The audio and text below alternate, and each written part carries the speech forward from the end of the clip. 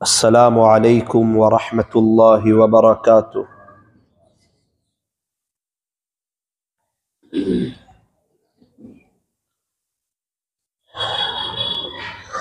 अल्हम्दुलिल्लाह अल्हम्दुलिल्लाहि रब्बिल आलमीन हम्दन कसीरन तय्यिबन मुबारकन फीह कमा युहिब्बु व यर्दा। अशहदु अल्ला इलाहा इल्लल्लाहु वहदहु ला शरीका लह फिल खल्क़ि वल अम्र व अशहदु अन्न सय्यदना व सनदना व हबीबना व शफीअना व खलीलना व मौलाना मुहम्मदन अब्दुहु व रसूलुहु अल-मबऊस इलल अस्वद वल अहमर अल-मनऊत बिशरहि सद्रि व रफ़इ ज़िक्र सल्लल्लाहु अलैहि व अला आलिहि व अस्हाबिहि अल्लज़ीना हुम खुलासतुल अरबिल अरबा व खैरुल खलाइक़ि बादल अंबिया।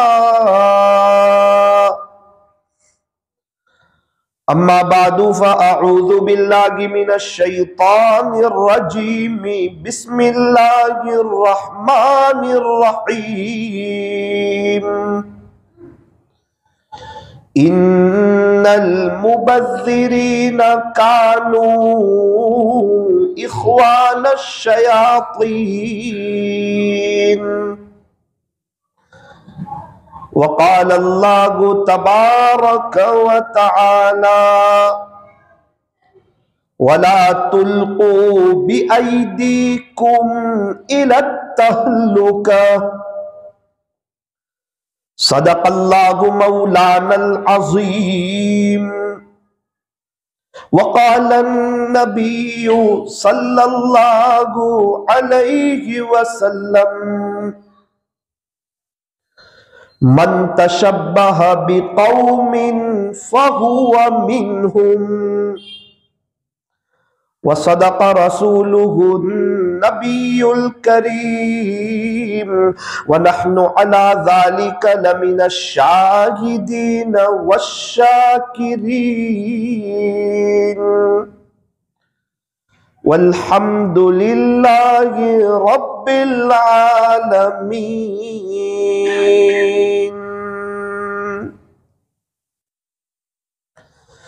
न तो हिजर अच्छा न विसाल अच्छा, न तो हिजर अच्छा न विसाल अच्छा,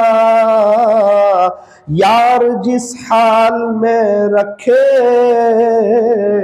वही हाल अच्छा।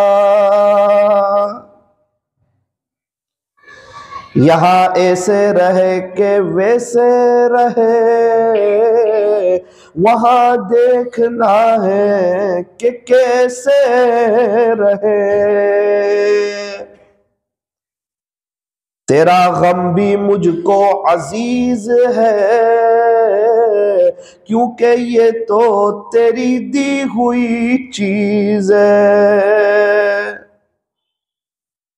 तेरे गम की जो मुझको दौलत मिले, गमे दो जहां से फरागत मिले। गनीमत समझ जिंदगी की ये बहार के आना न होगा यहाँ बार बार। दुनिया के ए मुसाफिर मंजिल तेरी कब्र है, तय कर रहा है जो तू 2 दिन का ये सफर है। दुनिया बनी है जब से लाखों करोड़ों आए, बाकी रहा न कोई, मट्टी में सब समाए। कर ले तौबा अभी भी वक्त है, फिर ये न कहना कि हिसाब बहुत सख्त है। मोहब्बत से दुरूद शरीफ पढ़ लीजिए।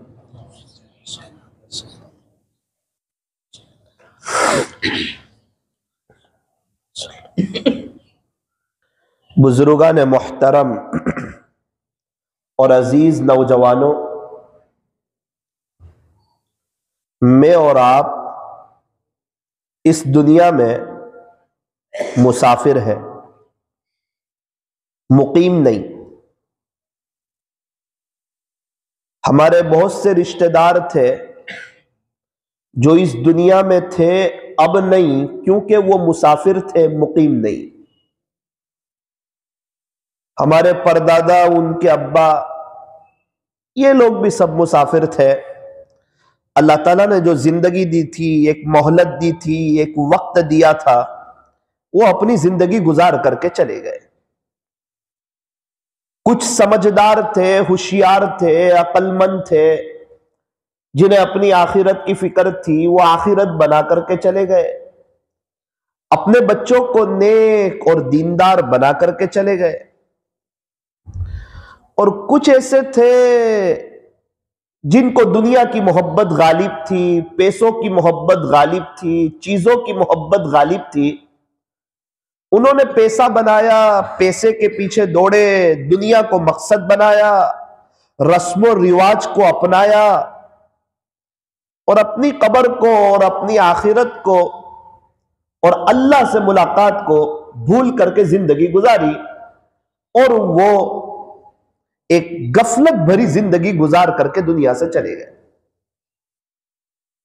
क्योंकि हर एक को अल्लाह ताला ने एक वक्त दिया है, उस वक्त पर वो बंदा दुनिया से चला जाएगा। इसलिए फरमाया कि हमें अपनी डेट ऑफ बर्थ तो मालूम है, लेकिन डेट का वक्त मालूम नहीं। हम में से हर एक को यह तो पता है कि हम कब दुनिया में आए, लेकिन यह पता नहीं कि कब दुनिया से जाएंगे। दुनिया में आने में तो तरतीब है, परदादा, दादा, अब्बा, फिर बेटे, फिर उनके बच्चे। जाने में कोई तरतीब नहीं। कब इंसान चला जाए, कौन सी घड़ी आखिरी घड़ियां हो, वो कुछ पता नहीं।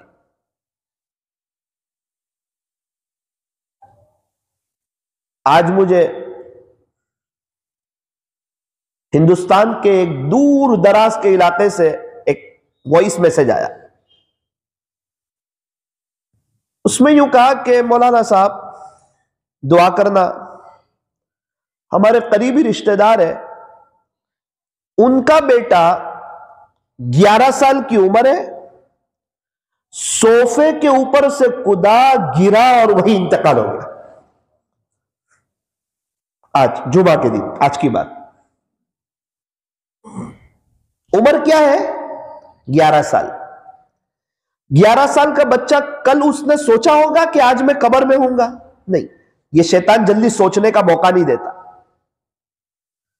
वो तो हर एक को समझाता है कि अभी कहां तेरा वक्त आया, अभी तो बहुत जिंदगी है।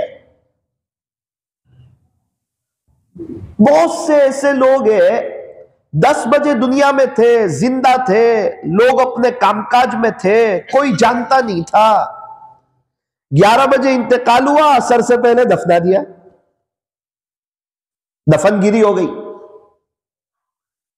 आज की रात हम लोग अल्लाह के घर में बैठे हुए हैं, पता नहीं कल की रात कहां होगी। वरना जिंदगी की वो रातें तो आने वाली है जब मैं और आप कब्र में होंगे, तनोमन मिट्टी के नीचे दफन होंगे। ये दुनिया की आंख बंद हो चुकी होगी, आखिरत की आंख खुल चुकी होगी। आज के दिन में मुझे बड़ौदा से एक और फोन आया, मौलाना खैरियत से हो? मैं कहा अल्हम्दुलिल्लाह, दुआ करना मेरी नानी का इंतकाल हो गया, अल्लाह ताला मगफिरत फरमाए। बड़ी प्यारी मौत आई। हर दुआ में एक दुआ थी कि अल्लाह मुझे जुमा की मौत देना और कलीमे वाली मौत देना, ये दुआ करती थी हर दुआ में, और बकसरत इस दुआ का एहतमाम था। और नानी को अजीब व गरीब अल्लाह की जात पे भरोसा था कि इंशाअल्लाह अल्लाह ताला मुझे जुमा के दिन बुलाएंगे। फजीलत सुनी होगी जुमा के दिन जाने की, शौक पैदा हो गया, एक जज्बा पैदा हो गया कि अल्लाह के दिन मेरी मुलाकात उस वक्त हो जब जुमा का मुबारक दिन हो। मैंने कहा खास अमल क्या था? अब मेरे नानी के हाथ में हर वक्त तस्बीह रहती थी, हर वक्त जिक्र, हर वक्त अल्लाह की याद। हर वक्त जिक्र कौन करता है? जिसके दिल में अल्लाह की मोहब्बत हो, अल्लाह का इश्क हो, प्यारे नबी की मोहब्बत हो, आखिरत जिसके सामने हो, अल्लाह के खजानों पर जिसको यकीन हो, मरने के बाद की जो जिंदगी आने वाली है वो कैसे कामयाब हो जाए, वो कैसे दुरुस्त हो जाए, वो कैसे संवर जाए, उसकी कैसे तैयारी हो जाए, वो बंदा हर वक्त अल्लाह का जिक्र करता है, अल्लाह की याद में रहता है। सुफियान सौरी रहमतुल्लाह अलैहि बड़ी उम्र में तस्बीह लेके घूम रहे। किसी ने कहा हजरत ये क्या कर रहे हो? अब तो माशाल्लाह बहुत बड़े अल्लाह वाले हो गए, बड़ा ऊंचा मकाम हो गया, अभी भी तस्बीह लेके घूम रहे। अजीब जुमला इरशाद फरमाया, कहने लगे मेरे अजीज इसी की वजह से तो मैं अल्लाह तक पहुंचा हूं, इसी तस्बीह की बरकत से मेरा ताल्लुक अल्लाह से जुड़ा है, इसको कैसे छोड़ सकता हूं? ये तस्बीह इंसान को अल्लाह के बहुत करीब कर देती है, क्योंकि हाथ में तस्बीह होती है ना तो जिक्र करने का एक शौक पैदा होता है, एक मन होता है, एक दिल लगता है। हमने देखा हाथ में अखबार हो तो अखबार पढ़ने को जी करता, हाथ में मोबाइल हो तो मोबाइल देखने को जी करता, व्हाट्सएप चेक करने को जी करता। तो जो चीज हाथ में होती है ना, इंसान उसकी तरफ तवज्जो देता है। तो फरमाया कि अगर तस्बीह हाथ में हो, बहुत सा ऐसा भी तजर्बा हुआ, एक जगह से दूसरी जगह सफर हो रहा है और मिसाल के तौर पे कोशिश करते थे कि 300 दुरूद शरीफ हो जाए और तस्बीह भूल गए तो 30 मरतबा ही दुरूद शरीफ हुआ।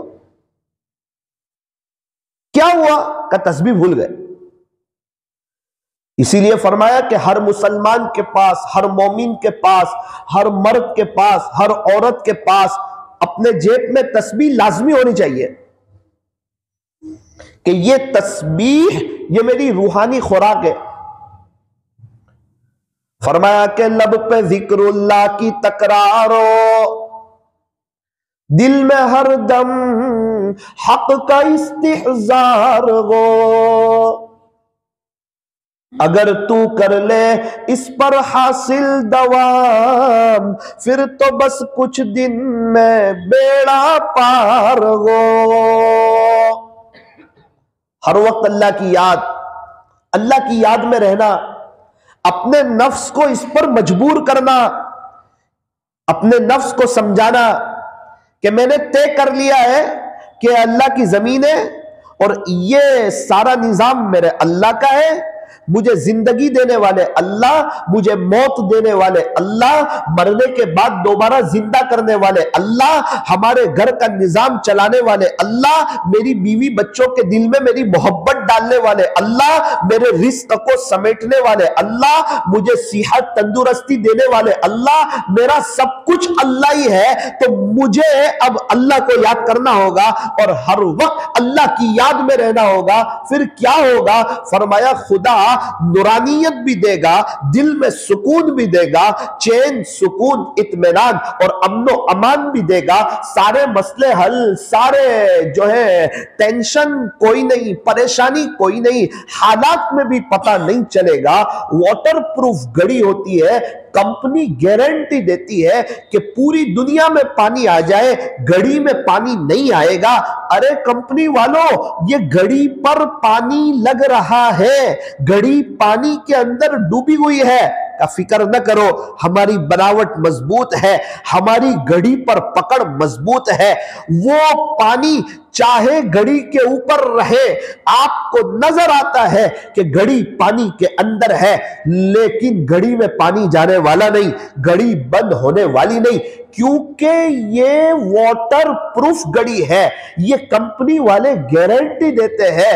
ओ मेरे अजीजों, संग्रामपुरा वालों, अतराफ वालों, ये दिल जो है ना अल्लाह ने बनाया है, वो चाहे तो इसको गम प्रूफ भी कर सकता है। जो मेरे रब का हो जाता है, अल्लाह उसके दिल को गम प्रूफ कर देता है। लगता तो यह है कि हालात इसको घेरे हुए हैं, लेकिन यकीन मानो वो हालात दिल के बाहर रहते हैं, दिल के अंदर नहीं आते। इसलिए ये बंदा बेचैन नहीं होता, परेशान नहीं होता, इसके चेहरे पर सुकून के आसार होते हैं और खुदा ताला उसे इज्जतों भरी, मोहब्बतों भरी, चैन सुकून वाली जिंदगी अता फरमाते हैं। लोगों के दिलों में अल्लाह उनकी मोहब्बत भी डाल देते हैं और अल्लाह ताला उनका रौब भी डाल देते हैं और अल्लाह उनका अदब भी डाल देते हैं। क्यों इनको मोहब्बत मिली? क्यों इनको रौब मिला? क्यों इनको दबदबा मिला? क्यों इनको दिलों पर बादशाहत मिली? फरमाया ये मेरे हो गए तो हम इनके हो गए, ये वीआईपी लोग हो गए, ये मेरे से दोस्ती करने वाले हो गए, ये मेरे आशिक लोग हो गए, ये अपनी नजरों की हिफाजत करते हैं, ये अक्लमंद लोग, होशियार लोग, समझदार लोग कि दुनिया की हकीकत को समझे कि ये दुनिया बेवफा है। ये पता चला इनको कि ये दुनिया धोखे का घर है। अक्लमंद लोग हैं, दुनिया से दिल नहीं लगा रहे, मुझसे दिल लगा रहे। इनको पता है रिस्क देने वाला मैं हूं, खुशियां देने वाला मैं हूं, चैन सुकून देने वाला मैं हूं, इज्जतों को देने वाला मैं हूं, इसकी परेशानियों को दूर करने वाला मैं हूं, इसको बार बार हज उम्रा कराने वाला मैं हूं, इसको औलादों में खुशियां देने वाला मैं हूं, इसके बच्चों की अच्छे नसीबे बनाने वाला मैं हूं। इसको मालूम है यह होशियार आदमी है जो दुनिया चला रहे हैं, जो दुनिया के मालिक है। इसने दोस्ती दुनिया के मालिक से कर ली, अब इसको इस दुनिया में कोई टेंशन नहीं, कोई परेशानी नहीं, कोई फिक्र की बात नहीं। लेकिन कुछ लोग होते हैं, समझदार लोग होते हैं। अच्छा, मालूम बहुत लोगों को होता है, पता सबको होता है कि ऐसा करने से ऐसा होगा, तहज्जुद पढ़ने से अल्लाह का ताल्लुक मिलेगा, इशराक पढ़ूंगा अल्लाह सारे दिन के मेरे काम बना देगा। जो अल्लाह की तरफ बहुत ज्यादा रुजू करने वाले होते हैं, वो लोग चाश पढ़ते हैं, मैं अव्वाबीन पढ़ूंगा, मेरे को 12 साल की मकबूल इबादत का सवाब मिलेगा, मैं माँ बाप को मोहब्बत की नजर से देखूंगा, हज का या उम्रे का सवाब मिलेगा, रास्ते से मैं तकलीफ देने वाली चीज को हटाऊंगा, मेरा अल्लाह मुझसे खुश होगा, और अगर मैं एक मर्तबा दुरूद शरीफ पढ़ूंगा मुझे 40 इनाम मिलेंगे, 10 रहमतें मिलेगी, 10 दर्जे बुलंद होंगे, 10 नेकियां मिलेगी, 10 गुनाह माफ होंगे। मालूम तो सबको है। अगर मैं नमाज ध्यान से पढ़ूंगा, क्वालिटी वाली पढ़ूंगा, अल्लाह को राजी करते हुए पढ़ूंगा और इस इस्तेहजार के साथ कि हो सकता है ये मेरी जिंदगी की आखिरी नमाज हो, अगर मैं नमाज में जान पैदा करूंगा ना, तो ये नमाज मुझे बेहयाई और बुराई के कामों से बचा लेगी। मालूम तो है, सुना हुआ तो है, लेकिन वो अंदर का ईमान इतना मजबूत नहीं है जो इसको अमल पे उभार दे, बुरे माहौल में इसको अल्लाह से दूर न जाने दे, बल्कि ये जहां चला जाए अपना असर छोड़े, लोगों का असर कबूल न करे। वो ईमान में वो ताकत नहीं, ईमान में वो पावर नहीं। बाइक चलती है इंजन की बरकत से, कार चलती है इंजन की बरकत से, अंदर का इंजन इंसान चलता है अपने दिल की बरकत से। इसलिए फरमाया इन्न बनी आदम फिल जसदी लमुज़ग़ा, बेशक बनी आदम के जिस्म में गोश्त का एक लोथड़ा है। हर इंसान के पास गोश्त का एक लोथड़ा है। इज़ा सलुहत सलुहल जसदु कुल्लु, जब वो संवर जाता है तो जिस्म से निकलने वाले आमाल संवर जाते हैं। व इज़ा फसदत फसदल जसदु कुल्लु, और जब वो बिगड़ जाता है तो जिस्म से निकलने वाले आमाल बिगड़ जाते हैं। अला, ए लोगों सुनो, खबरदार हो जाओ, वही अल कल्ब, वो दिल है। ये दिल बादशाह है। इसीलिए कोई भी गुनाह करना हो इंसान पहले अपने दिल से सोचता है, फिर उसके बारे में फिक्रमंद होता है और वो गुनाह कर लेता है। अजान हुई, 1:30 की नमाज है, 1:20 हो गई, उसके दिल में बात आती है कि मुझे यहां जमात पकड़नी है। दिल ने एक राय पेश की, इसने उस पर फोकस किया, जल्दी से गया, वुजू किया और उसने वहां जाकर नमाज पढ़ ली। तो जब इंसान का दिल संवरता है तो जिस्म से निकलने वाले अमाल संवर जाते हैं, और जब ये बिगड़ता है तो जिस्म से निकलने वाले अमाल बिगड़ जाते हैं। इसलिए फरमाया कि अपने दिल पर मेहनत करना, किसी अल्लाह वाले से बैत होकर के, उनकी सोहबत उठा करके उनके मामूलात की पाबंदी करना, उनके बताए हुए मामूल। किसको कहते हैं बताए हुए मामूलात? एक शख्स हार्ट का मरीज हो, उसको अटैक आ जाए, वो अच्छे डॉक्टर को तलाश करता है, अपनी मर्जी से मेडिकल से दवाई नहीं लेता, क्योंकि समझदार आदमी है, बीमारी आगे पीछे ना हो जाए, बढ़ ना जाए, ऐसा ना हो कि कोई दवा सेट ना हो पाई तो मसला खड़ा हो जाएगा। इसलिए वो माहिर डॉक्टर के पास जाता है, लिखवाता है, अपना चेकअप करवाता है, तब जाकर के जो डॉक्टर दवाई लिख दे वो मेडिकल से लेता है।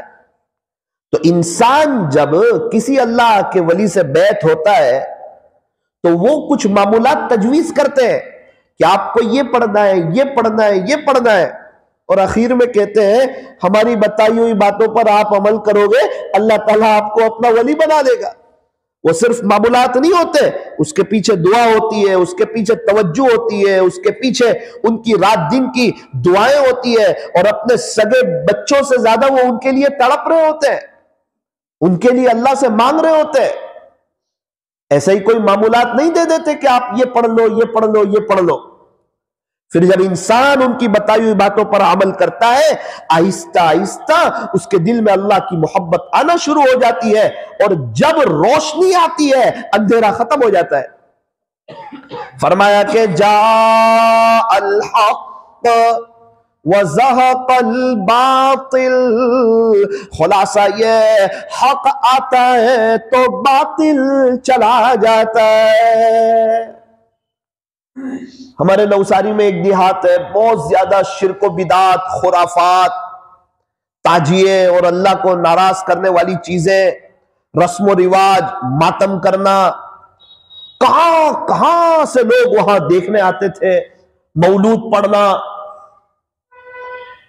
फिर क्या हुआ? मैंने एक शख्स को पूछा कि आपके इलाके में माशाअल्लाह अब कोई शिर्क नहीं हो रहा, कोई बिदत नहीं हो रही, कोई खुराफात नहीं हो रही, कोई मस्तूरात का आपस में मिलाप नहीं हो रहा, बल्कि शरीयत की प्योर प्योर बातों पर अमल हो रहा है, लोग नमाज पढ़ते हैं, अल्लाह को राजी करते हैं। ये सब कैसे हो गया आपके इलाके में? वो कहने लगा, मौलाना साहब मुझे भी समझ में नहीं आता कैसे हो गया, पता नहीं कुछ साथी आए दावत वाले, मस्जिद और जमात बैठना शुरू हुई और टूटा फूटा गश्त होना शुरू हुआ। ये काम कुछ दिन तक क्या हुआ, आहिस्ता आहिस्ता सारी शिर्क बिदात खत्म हो गई। उस वक्त मुझे समझ में आया, हां सिर्फ रोशनी हो जाती है तो अंधेरा खत्म हो जाता है। हक आता है तो बातिल चला जाता है। तो हमारे यहां भी यही हाल था। आज से 20 साल 25-30 साल पहले पतंगबाजी का एक बहुत शौक था लोगों के अंदर, उत्तरायण का एक बहुत क्रेज था और अच्छे खासे लोग इसमें मुब्तला थे। एक एक महीने पहले से पतंग चगाए जाते हैं और इसकी तैयारियां की जाती, और गैर तो क्या, उनसे ज्यादा मुसलमानों का मजमा टेरेस पे होता था, और बेहयाई और फहाशी और उरियानियत। हम लोग यहां बैठे हुए हैं, अल्लाह माफ करे, हम में से कितने उसमें मुब्तला थे, पेश पेश थे, इसकी खुशियां मनाते थे, नऊजुबिल्ला इसको अपना त्योहार समझते थे। यह हमारा हाल था। फिर अल्हम्दुलिल्लाह हमारे इलाकों में उलमा के बयानात हुए, अल्लाह वालों के बयानात हुए, और इस पर बाकायदा फोकस किया गया, इसको तवज्जो का मरकज बनाया गया। आज से 15-20 साल पहले कुछ बस्ती के बाअसर लोग, समझदार लोग, उन्होंने इसकी फिक्र की और बुलाया उलमा को और इस पर प्रोग्राम करवाए। कई कई लोगों ने एक एक मजलिस में तौबा की। हमें पता नहीं चलता, हम तो समझ रहे हैं कि अभी हम बयान सुन रहे हैं। वो जब शक्ति का बोतल चलाते हैं ना, ग्लूकोज का, तो वो जिसको बोतल चलाए उसको पता नहीं चलता है कि अंदर शक्ति आ रही है, ताकत आ रही है, लेकिन ताकत आती रहती है, पता नहीं चलता। बिल्कुल इसी तरह ये बयानात, ये दीनी मजलिस, ये फजाइल अमाल की तालीम, ये गश्त, ये मुजागरा, ये मुलाकात, ये दरमियानी बात, ये आखिरी बात, ये फजाइल गश्त, ये सब एक ताकत के बोतल है। इससे डायरेक्ट इंसान का ईमान मजबूत होता है, ईमानी पावर, ईमानी ताकत। कितने लोग हैं घर पे तहज्जुद नहीं पढ़ते, अल्लाह के रास्ते में गए, एक तहज्जुद नहीं जाती, क्या हो गया? वो ईमानी ताकत बढ़ गई, अंदर से इंसान मजबूत हो गया। अभी हमारे नवसारी की एक 4 महीने की जमात जाकर आई, उनकी कारगुजारी मैंने ली, पूछा उनको कैसा रहा भाई तकबीर उला। हर एक ने कहा भाई हमारी एक भी तकबीर उला नहीं गई, अल्हम्दुलिल्लाह। अच्छा 4 महीने तक? बोले हाँ। आपके दरमियान कोई लड़ाई हुई हो, सब अलग अलग इलाके के? कहना ना, लड़ाई भी कोई नहीं, बड़ी मोहब्बतों से हमारा वक्त गुजरा। भाई आप में से किसने कितना कुरान पढ़ा? बोले तकरीबन हर एक ने 4 कुरान से ज्यादा पढ़े। तो माशाअल्लाह, तस्बीहात वो अल्हम्दुलिल्लाह उसका एहतमाम होता था। अच्छा आप में से तहज्जुद किसकी 120 दिन तक हुई? बोले सारे साथी की हुई, किसी की तहज्जुद नागा नहीं हुई, हम लोग सब तहज्जुद में उड़ जाते थे। तालीम, बोले सब अमल बहुत अच्छी तरह उसके वक्त पर होते थे। और हजरत फरमाते हैं ना कि जब मेहनत सही हो तो नतीजा जरूर आता है। मेहनत सही होनी चाहिए, वक्त सही लगना चाहिए। एक तरफ तो इज्तिमाई अमाल हो रहे हैं और दूसरी तरफ इंफिरादी अमाल में गिबतें हो रही है। एक तरफ तो मुलाकातों में अल्लाह की बड़ाई की बातें हो रही है और दूसरी तरफ दुनिया वालों की ताकत बयान कर रहा है कि ये न्यूज है, ये मैसेज है, ये इनकी ताकत है। ओ भाई क्या कर रहा है? जिसको अल्लाह की ताकत का पता हो, अल्लाह की कुदरत का पता हो, अल्लाह की वहदानियत का पता हो, उसके खजानों का पता हो, वो दुनिया वालों के तस्करे नहीं करते, वो किसी से मुतासिर नहीं होते, वो किसी से मरऊब नहीं होते और वो किसी को तकलीफ भी नहीं पहुंचाते। वो एक अल्लाह से डरते हैं। अल्लाह का डर, अल्लाह का खौफ। जो एक अल्लाह से डरता है सारी दुनिया उससे डरती है। जो एक अल्लाह से मोहब्बत करता है सच्चे दिल से, सारी दुनिया उससे मोहब्बत करती है। जो अल्लाह का हो जाता है, बीवी बच्चे घर वाले फैमिली रिश्तेदार अजीज और अकारीब महल्ले वाले इलाके वाले सब उसके हो जाते हैं। सब मोहब्बत की नजर से देखते हैं, अदब की नजर से देखते हैं। और जो अल्लाह का नहीं होता उसकी बीवी उसकी नहीं होती, उसके बच्चे उसके नहीं होते, औरत के लिए सास उसकी नहीं होती, बहू उसकी नहीं होती, देरानी उसकी नहीं होती, जेठानी उसकी नहीं होती, उसके मसले हल नहीं होते, उसके प्रॉब्लम सॉल्व नहीं होते। क्यों? वो अल्लाह का नहीं हो रहा है। अल्लाह का क्यों नहीं हो रहा है? अंदर से मजबूत इरादा नहीं कर रहा है, मौत भूला हुआ है, अभी गुनाह का मजा और चखना चाहता है, अल्लाह की जमीन पे अल्लाह को नाराज करना चाहता है, रातों को मीठी नींद सो करके फजर की नमाज को छोड़ करके अपनी कब्र की मीठी नींद को भुला बैठा है, अल्लाह से मुलाकात को भूला हुआ है। तो फरमाया कि जब इंसान दीन की मेहनत करता है, अल्लाह के रास्ते में जाता है या जिक्र करता है, तो उसके अंदर की बैटरी और अंदर की माया जो है ना वो चार्ज होती है, और ये उसका ईमान उन इंसान को अल्लाह के हुक्मों पे खड़ा करता है। फिर वो अल्लाह को नाराज नहीं करता, गुनाह के काम नहीं करता, शिर्क व बिदात नहीं करता, रस्म रिवाज नहीं करता, शरीयत और सुन्नत के मुताबिक वो बंदा अपनी जिंदगी गुजारता है। फिर मैंने उनसे पूछा जमातें कितनी निकली? मौलाना साहब 2-4 महीने की जमात माशाअल्लाह, 9 चिल्ले की जमात माशाअल्लाह, 3 दिन की 20 जमातें माशाअल्लाह।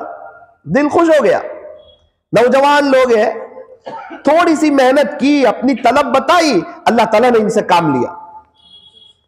मेहनत सही हो तो नतीजा जरूर आता है। हमारे यहां भी जो दुकान वाले सही तरीके पे मेहनत करते हैं, थोड़ा बहुत अल्लाह के लिए निकालते हैं, ग्राहक के साथ हुस्न सुलूक करते हैं, आमतौर पे देखा गया अल्लाह ताला उनको बरकतें देता है। बरकत बहुत बड़ी चीज है, जहां से बरकत आती है दूसरे दरवाजे से परेशानियां खत्म हो जाती है। आज मुलाकात हुई एक मौलाना साहब से, तफसीली मुलाकात हुई शाम के वक्त। बैठते हैं थोड़ी देर, क्या हालचाल है, कैसा चल रहा है? बस मौलाना फैमिली के साथ रहता हूं, बच्चे भी है माशाअल्लाह, अल्लाह ताला कबूल फरमाए, आप लोगों में मोहब्बत दे। क्या करते हो? एक इदारा बताया कि मैं वहां पढ़ाता हूं। तनख्वाह कितनी है? सब मिला के 12,000 मिल जाते, अल्लाह का शुक्र है। अच्छा, रहते कहां हो? का किराए के मकान में। किराया कितना है? का 2,000। बचते कितने हैं? तो का 10,000। 10,000 में घर चल जाता है? 10,000 तो क्या बताएं आपको, 1,500 रुपये अब्बा को देता हूं, 1,500 रुपये अम्मा को देता हूं पाबंदी से, फिर 7,000 रुपये बचते हैं। 500 रुपये एक मेरी बहन जरा हालात में उसको देता हूं, फिर 6,500 रुपये बचते हैं। एक मेरा भाई महाराष्ट्र में मदरसा पढ़ता है, उसको कुछ पैसे भेजता हूं, 6200 रुपए के करीब हमारे पास बचते हैं। 5,000 रुपये मेरी अहलिया को देता हूं। कोई फकीर हमारे दर से खाली हाथ नहीं जाता। इसको समझा दिया है कि एक पे अल्लाह 10 देगा, 5-5 रुपए तो उसको दे ही देते, कभी 10 रुपये भी दे देते। अल्लाह अकबर, घर चल जाता है बहुत अच्छी तरीके पर। मौला बहुत मजा आ रही है जिंदगी गुजारने की, हम जिंदगी को एंजॉय कर रहे हैं, बोले बहुत अच्छी लाइफ, बहुत सुकून है हमारी जिंदगी में। दूसरों को देखते तो परेशान हाल, बीवी को 25,000 देते फिर भी नहीं हो पाते, 30,000 देते फिर भी नहीं हो पाते, 40,000 देते फिर भी नहीं हो पाते। देखा, बीवी कभी कहती नहीं है कि 5,000 में घर कैसे चलाऊं, कभी जरूरत पड़ती है तो उसमें से 500,000 मुझे देती है। आज तक कभी नहीं कहा कि पैसे नहीं हो पा रहे। आधा किलो सब्जी में 3 वक्त का हमारा अच्छा खाना हो जाता है। मैंने कहा कि भाई ये तो बरकत ही है। तो बोले हाँ, आप क्या समझते हो, बरकत ही है? बरकत के बगैर ये काम हो नहीं सकता। मैंने सोचा कि कुछ पैसा बढ़ जाए, तो एक मर्तबा मैंने बेग का काम शुरू किया, 4 कारीगर रखे, मैं उसका अच्छा कारीगर हूं। 80,000 रुपए कमाए मैंने। दीन की मेहनत करता था, वो छोड़ दी, पढ़ाना छोड़ दिया। और दिल दिमाग में एक बात आई कि कुछ पैसा जमा करे, कुछ पैसा हासिल करे।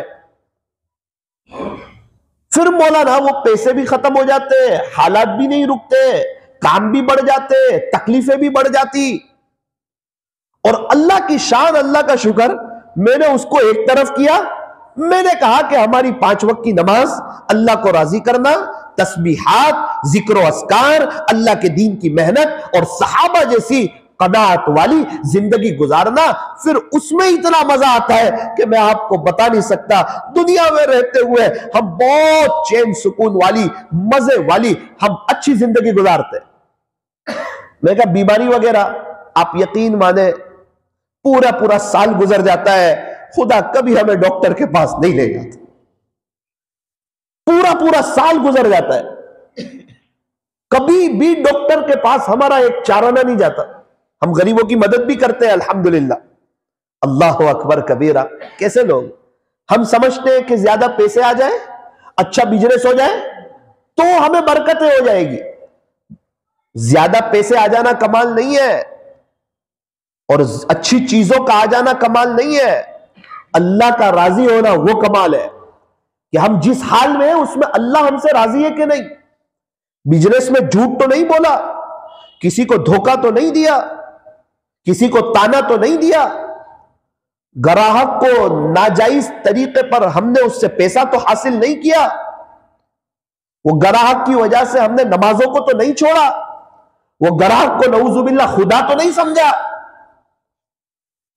अमानत में खयानत तो नहीं की, किसी को तकलीफ तो नहीं पहुंचाई।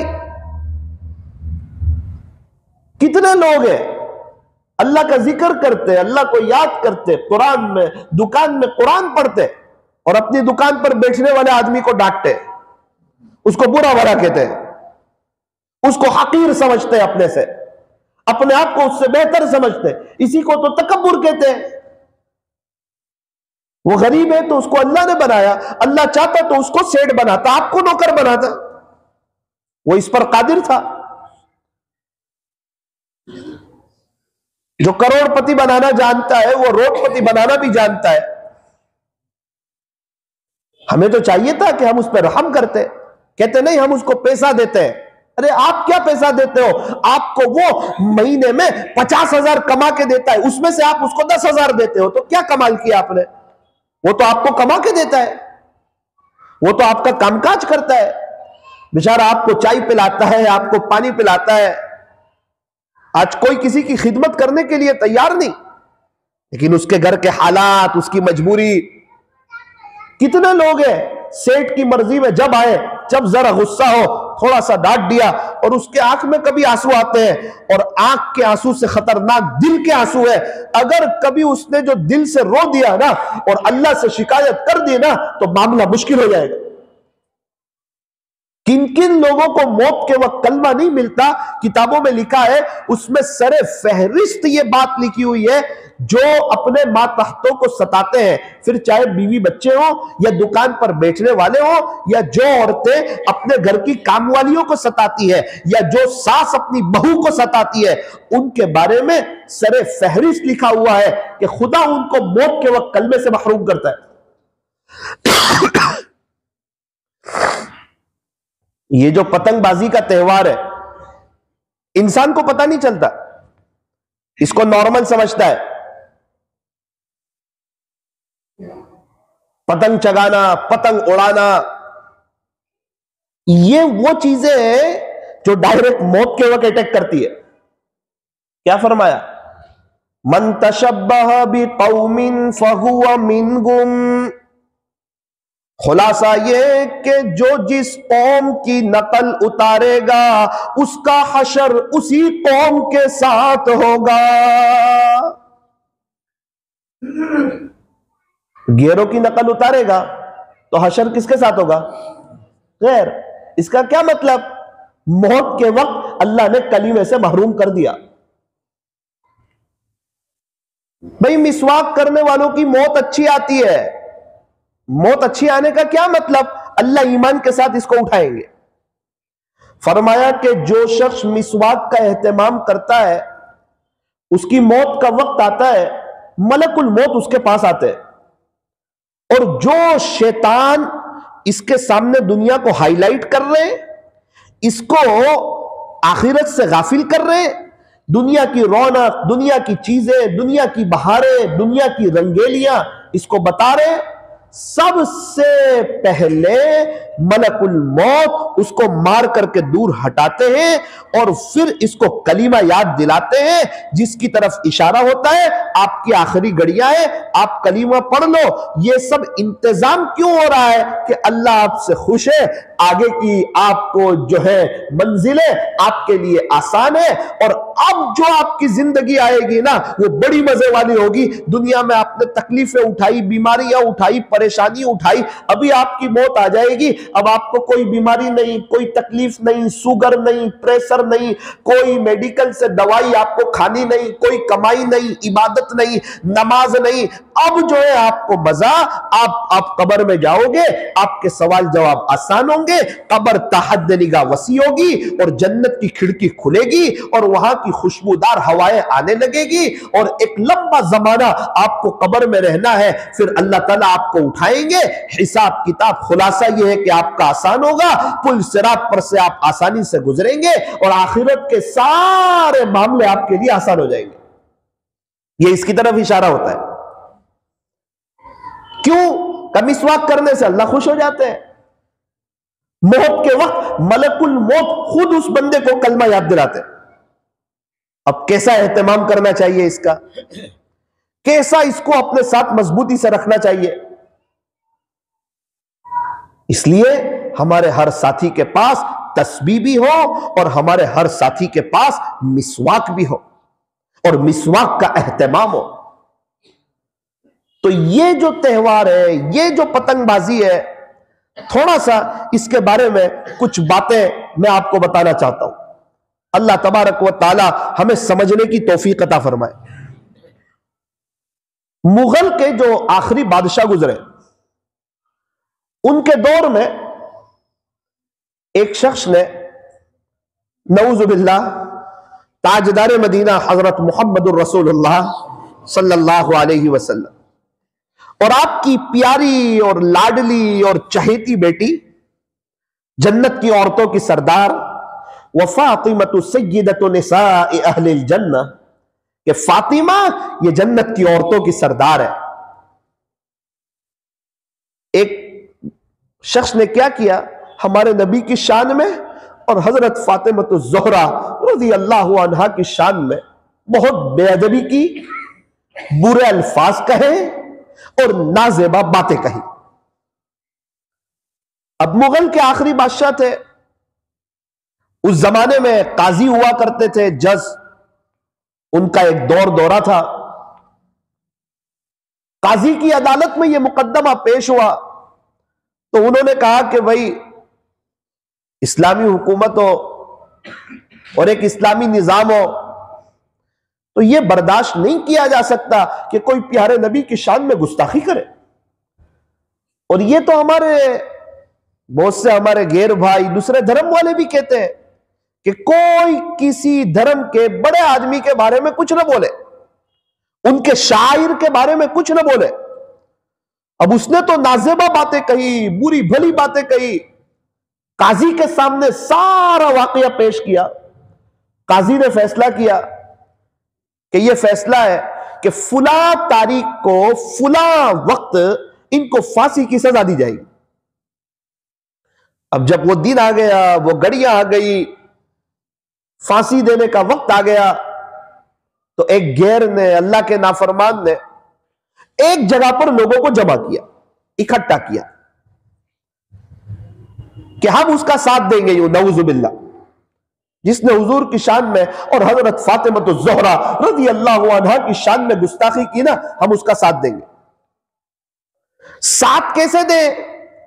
तो सबसे पहले उसने कुछ लोगों को जमा किया और उस शख्स ने, जिसका नाम भी लिखा हुआ है, मुझे अच्छी तरीके पे याद नहीं, उसने सबसे पहले पतंग जगाया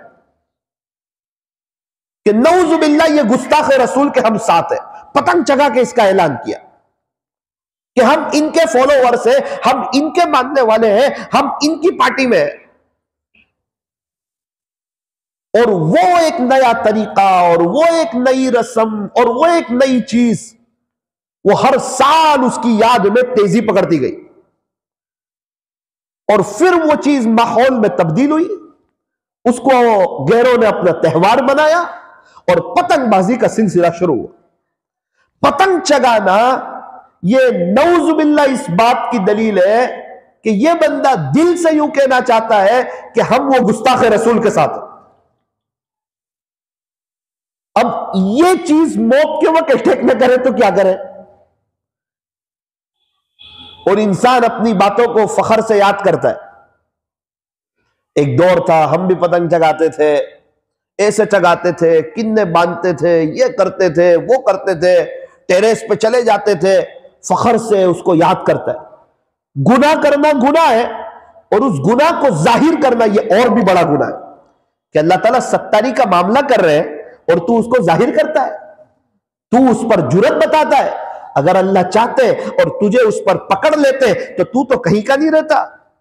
और इंसान है कि उस पर जुर्रत करता है और वो पुरानी बातों को याद करके मजे लेता है, रोता नहीं, इस्तिगफार नहीं करता, अफसोस नहीं करता, कुछ सदका नहीं निकालता, 2 रकात सलातु तौबा की नहीं पढ़ता, बल्कि उसको याद करके मजे लेता है। कि एक दौर में हम भी ऐसे पतंग जगाते थे और एक अजीब और गरीब माहौल था। अल्लाह ताला जज़ाए खैर दे उलमाए किराम को, दावत और तबलीग की मुबारक मेहनत को। ये जितने बयानात होते गए और ये दावत का काम जितना बढ़ता गया, अल्हम्दुलिल्लाह आहिस्ता आहिस्ता हमारे मुआशरे से पतंग का खात्मा होता गया और लोग एक इस गलत चीज से, अल्लाह को नाराज करने वाली चीज से अपने आप को बचाते रहे। पतंग खरीदना, दौरा लेना, रील को पवाना, ये सब फजूल खर्ची है। और कुरान करीम में है, इन्नल मुबज़्ज़िरीन कानू इख्वान शयातीन। खुलासा ये कि फजूल खर्ची करने वाले ये तो शैतान के भाई है।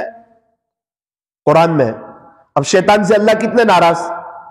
तो शैतान का भाई शैतान, चोर का भाई चोर, शैतान का भाई शैतान जैसा, उसको राजी करने वाला, अल्लाह को नाराज करने वाला। तो ये पतंग चगाना, पतंग खरीदना, इसीलिए फरमाया कि पतंग को बनाना भी नाजायज, इसको बेचना भी नाजायज और इसको चगाना, इसको उड़ाना भी नाजायज। क्यों? फरमाया गुनाह के काम में एक दूसरे की मदद न करो। और पतंग का बनाना ये गुनाह के काम में लोगों की मदद करना है। पतंग को बेचना ये गुनाह के काम में लोगों की मदद करना है। और पतंग जगाने से क्या होता है? शरीयत ने एक चीज, एक बात बहुत डंके की चोट पर कही, हमारी तरफ से किसी को तकलीफ ना पहुंचे। और पतंग चगाने वाले की बुनियादी नीयत क्या होती है कि अभी मैं ऐसे चगाऊं कि उसकी पेंच काट दूं और उसके पतंग को काट दूं, उसको नुकसान पहुंचा दूं। शरीयत जिस चीज को नापसंद करती है कि किसी का नुकसान मत करो, किसी को नुकसान मत पहुंचाओ, ऐसे जज्बे मत रखो, किसी को तकलीफ मत दो, ये अल्लाह को नाराज करने वाली चीज है। और ये चगाने की नीयत ही है कि मैं सबके जो है पतंग को काटूं और उसकी पेंच को काटूं और उसके दिल को तकलीफ पहुंचाऊं और उसका नुकसान करवाऊं। और कितने परिंदे जख्मी होते हैं, बेचारे हवा में उड़ रहे होते हैं, चूंकि वो पूरा साल उड़ते हैं, उनको थोड़ी पता ना कि आज गेरों का त्योहार है। वो बेचारे अपनी चाल उड़ते हैं, जख्मी हो जाते हैं। गुज़िश्ता साल आपने पढ़ा होगा, तकरीबन न्यूज में या अखबार में आया था, 4000 से जायद परिंदे जख्मी हुए थे सिर्फ गुजरात में, और 16 के करीब लोगों का इंतकाल हुआ था सिर्फ गुजरात में। बेकसूर लोग बाइक पर जा रहे हैं, वो दौरा जो है वो तेज था और उनकी गर्दन पे इस जोर से लगा कि मसला हो गया। इसलिए फरमाया कि ऐसा माहौल हो तो हम भी जरा चौकन्ना रहे। अल्लाह ताला ने हमें दिमाग दिया है, अक्ल सलीम दी है कि भाई जब इनकी इस त्योहार का दिन हो और पतंग चग रहे हो तो हम क्या करें। फरमाया कि अपनी बाइक आहिस्ता चलाएं। अल्लाह ताला ने हमें समझ दी है, अपने बच्चों को आगे ना बिठाएं, अपने बच्चों को पीछे बिठाएं, आहिस्ता चलाएं, सेफ्टी के साथ चलाएं, देख करके चलाएं। क्यों? अल्लाह ने हमें समझ दी है। कुआं हो और उसमें जानबूझ के गिर जाना, हमारे यहां कहते हैं ना, एक्सीडेंट हो गया तो शहादत की मौत, और अगर वो 120 पे चला रहा हो ना तो उलमा को पूछना, शहादत की नहीं, खुदकुशी की मौत। एक जगह है वहां गाड़ी 60 पर चलाना अलाउ है, और दिमाग कहता है बहुत हद हो गई तो 80 की स्पीड, और 120 पे चलाए तो 10 मिनट जल्दी भी पहुंच सकता है और ऊपर भी पहुंच सकता है। एक शख्स ने रिक्शा वाले को कहा कि भाई हमें जल्दी जाना है, जल्दी पहुंचना है। उसने बहुत तेजी से चलाई। उसने कहा क्या करते हो? कहा या तो मंजिल पे पहुंचोगे या आखिरी मंजिल पे पहुंचोगे, कहीं तो आप पहुंचोगे। कुछ लोग बहुत तेज चलाते जानबूझ के। उसमें सूरत में जरा वेसू के रास्ते पे जाओ तो ऐसा लगता है जन्नत में जा रहे हैं लोग। वो इतनी तेज चलाते हैं बाइक, पता नहीं क्या हो गया। एक शौक में नौजवान लोग आड़ी टेढ़ी बाइक चलाते हैं। अगर आड़ी टेढ़ी चलाई ताकि लोग हमें देखें हम कैसे जा रहे हैं, और जरूरत से ज्यादा स्पीड पर चलाई, तो आप मुफ्तिया किराम से रुजू करना, शहादत का मर्तबा नहीं मिलेगा, खुदकुशी का वबाल उस पर आएगा। क्यों आएगा खुदकुशी का वबाल? कि अल्लाह ताला ने उसको समझ दी थी, वो पागल नहीं था। पागल आदमी खुदकुशी कर ले, उस पर वबाल नहीं, कि उसके पास तो दिमाग ही नहीं। तो इसी तरह अल्लाह ताला ने हमको समझ दी है। हमें पता है कि गेरों का एक त्योहार है और पतंग तो चगते हैं, तो हमें क्या करना है? फरमाया कि हमें अपनी बाइक को भी स्लो चलाना है, अपने बच्चों को भी आगे नहीं बिठाना है। ये बुनियादी बातें हैं, ये जरूरी बातें हैं। अल्लाह ताला हमें सही समझ अता फरमाए। इसीलिए फरमाया कि पतंग का चगाना ये जायज नहीं। परिंदों का नुकसान, इंसानों का नुकसान, लोगों का नुकसान हो रहा है, फजूल खर्ची हो रही है, दूसरों के त्योहार में उनको साथ दिया जाता है। कितने इलाकों में चले जाओ मुसलमानों के, तो ऐसा लगता है कि ये मुसलमानों का त्योहार हो, नऊजुबिल्ला। सबसे ज्यादा मुसलमान लोग टेरेस पे, और सिर्फ टेरेस पे पतंग ही नहीं चगते, मस्तूरात भी ऊपर आ जाती है, बदनजरी होती है। सिर्फ बदनजरी नहीं होती, इसको फैशन समझा जाता है। सिर्फ फैशन नहीं समझा जाता, डीजे बजते हैं, डीजे डायरेक्ट जहन्नम। सिर्फ डीजे नहीं बज रहे, साथ में डीजे के साथ म्यूजिक और गाने भी बज रहे होते हैं। इतना ही नहीं होता, नमाजें भी चली जाती है, और अगर नमाज में आए तो फिर नमाज की तरफ ध्यान भी नहीं लगता। कितने लोग असर की नमाज छोड़ देते, जोहर उनकी चली जाती है, फजर की नमाज में ये उठता नहीं, और पतंग चगाने का शौक है, तहज्जुद में उसकी आंख खुल जाती है, अपने पतंग की डोरी सही करता है, तैयारी करता है। एक साथी तो कहने लगे, मौलाना कितनी मजा आती थी, हम तो क्या करते थे पता है, नीरा भी टेरेस पे पीते थे। ओ भाई, तो फखर की बात है क्या नीरा टेरेस पे पीना? एक हाफिज साहब मुझे सुनाने लगे, मौलाना इतना दीनी माहौल नहीं था, कहने लगे 25-30 साल पहले इसके बारे में कोई बयानात नहीं होते थे, इसको कोई समझाता नहीं था। अभी वो एक इलाके के हमारे गुजरात के शूरा के जिम्मेदारों में से बड़े आदमी, बड़े अल्लाह वाले, तो कहने लगे 30 साल पहले, 35 साल पहले, एक महीने पहले से हम इसकी तैयारी करते थे, और कितनी मर्तबा जामा मस्जिद में नमाज में पढ़ाता था तो 10 मिनट बाकी होती थी तो मुअज्जिन साहब और बस्ती वाले आवाज देते थे कि हाफिज साहब अब नमाज पढ़ाओ। तो मैं पतंग को छोड़ के नमाज पढ़ाता और सलाम फिरा के क्या सबसे मिलता, सबसे पहले मेरी टेरेस पे, और इसको कोई बहुत ज्यादा बुरा भी नहीं समझता था। और मस्जिद के टेरेस पे भी पतंग आते थे, और वहां से कोई पतंग तो ले नहीं सकता था, लेकिन चूंकि मैं नमाज पढ़ाता, मुअज्जिन साहब मुझे कुछ कह भी नहीं सकते, तो मैं नमाज का सलाम फेर के टेरेस पे जाता और सारे पतंग ले लेता और वो पतंग चगाता, तो मुझे पतंग का खर्चा भी नहीं होता। अल्लाह अकबर कबीर। ये क्या था? तो कहिए गफलत। अब क्या हुआ? कि अब एक समझ पैदा हुई, अब एक माहौल बना, अब बच्चे हाफिज आलिम बनने लगे। पहले बाहर से उलमा लाने पड़ते थे, अब बस्ती में माशाल्लाह बहुत उलमा हो गए, बहुत हाफिज साहब हो गए। ये सब एक माहौल बना। बहुत से लोग कहते हैं मौलाना हम तो नहीं जगाते, लेकिन बच्चे छोटे हैं, इन्हें जगाने दो। ये गुनाह के काम में आप इनको साथ दे रहे हैं। ये अल्लाह को नाराज करने वाली चीज है, अल्लाह को नाराज नहीं करते। ये बच्चे फजूल खर्ची कर रहे हैं, इसमें आप उनको साथ दे रहे हैं। कुरान करीम में अल्लाह ताला इरशाद फरमाते हैं, या अय्युहल्लज़ीना आमनू, ए ईमान वालो, क़ू अनफुसकुम व अहलीकुम नारा, तुम अपने आप को और अपनी फैमिली को जहन्नम की आग से बचाओ। मैं आपको एक इमोशनल बात सुनाऊं। हम तो समझते हैं कि अजाब नॉर्मल चीज है, कब्र का अजाब क्या देखा जाएगा, आखिरत में क्या होता है किसने देखा, देखा जाएगा, नऊजुबिल्लाह। ये बड़ी खतरनाक चीज है, ये जुर्रत है। एग्जाम में जो सही लिखता है ना वो पास होता है, और गलत लिखता है वो फेल होता है। एग्जाम से पहले जो मेहनत करते हैं उनका रिजल्ट अच्छा आता है, और जो मेहनत नहीं करते वो उनका रिजल्ट बुरा आता है। और एग्जाम में जो सर लोग होते हैं ना, समझदार होते हैं, सही लिखने वाले को पास करते हैं, गलत लिखने वाले को फेल करते हैं।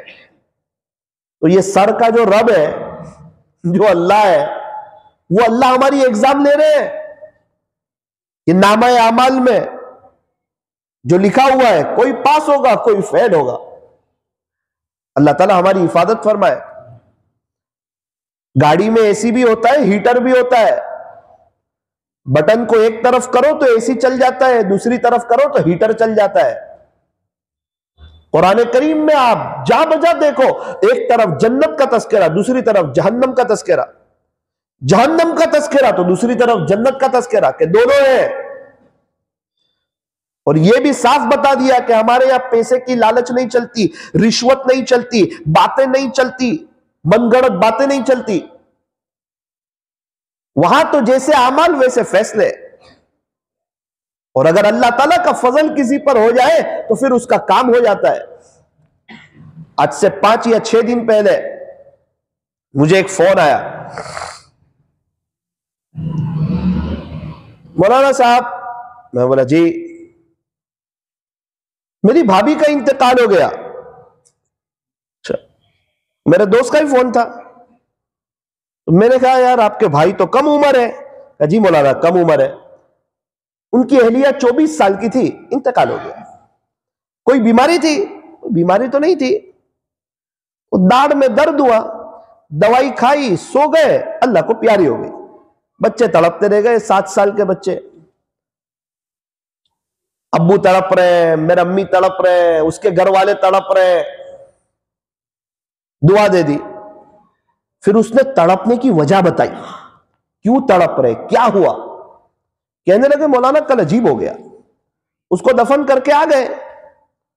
उसके बाद दूसरे दिन उनके बच्चे, उनके अब्बू कब्रिस्तान गए तो देखा कि उसकी कब्र के ऊपर तो 3 सांप बैठे हुए, अभी 6 दिन पहले, और बड़े खतरनाक तरीके पे वो उसके सर के रास्ते से बाहर आ गए और उसके सर तक जो है वो कब्र धंस गई। मैं तो फोन पे ही ताज्जुब में रह गया। अल्लाह ताला की सुन्नत ये है कि अल्लाह ताला बताते ही नहीं अंदर क्या हो रहा है, ये जन्नत का बाग है या जहन्नम का गड़ा है। कभी कभार अल्लाह ताला अपनी कुदरत जाहिर कर देते और बताते कि मैं बहुत ताकतवर हूं, मुझे कमजोर मत समझना। तुम बदनजरी करके, मुझे नाराज करके, नमाजों को छोड़ करके, अपनी मर्जी की जिंदगी गुजार करके, तन्हाई को नापाक कर करके यूं मत समझना कि मैं नहीं देखता हूं। मैं बहुत रहम करने वाला भी हूं और पकड़ने वाला भी हूं। जन्नत बनाई है, जहन्नम भी बनाई है। मुझे राजी करोगे तो बहुत नवाजूंगा, और अगर मुझे नाराज करोगे तो याद रखना मेरी पकड़ सख्त भी है। वो ये सारी बातें भूल जाता है। मैंने कहा फिर क्या हुआ? बोले इतनी एक अजीब बात है कि ये सांप इधर उधर जाते नहीं है, बल्कि अगर कोई कब्रिस्तान में आ जाए तो वो सांप बिल्कुल उसके सर के रास्ते के पास से चले जाते। मैंने उनको समझाया कि देखो असल में आपकी गलती हो रही है, वो सांप उसकी कब्र के पास कोई गड़ा होगा, वहां से आते होंगे। कहने लगे मौलाना समझाने की बात ना करो, बल्कि कोई अमल बताओ। घर वाले देख करके आए, उसके सर तक की जगह खुल गई है, वहीं से वो सांप बाहर आते हैं। एक मरतबा वो जगह वापस बंद कर दी, फिर भी वहीं से वो 3 सांप बाहर आ गए। सब ताज्जुब में, करीबी कब्रिस्तान में उनको दफन किया। अल्लाह अकबर कबीरा। क्या करते थे? नमाज नहीं पढ़ती थी ये? नमाज तो पढ़ते थे। बुर्का नहीं पहनती थी? बुर्का भी पहनते थे। फिर क्या करते थे? तो कहा बदनजरी और जिना, और इसको नॉर्मल समझना। बदनजरी और जिना, और इसको नॉर्मल समझना, हल्के में समझना। गोया इसको पता ही नहीं है कि अल्लाह बड़ी ताकत वाले, बड़ी कुदरत वाले।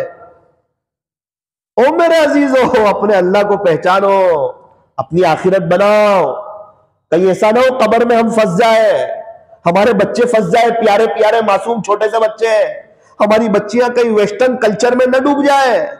ये इंग्लिश की पढ़ाई, इंग्लिश इंग्लिश इंग्लिश कहीं कब्र को जहन्नम का गड़ा ना बना दे।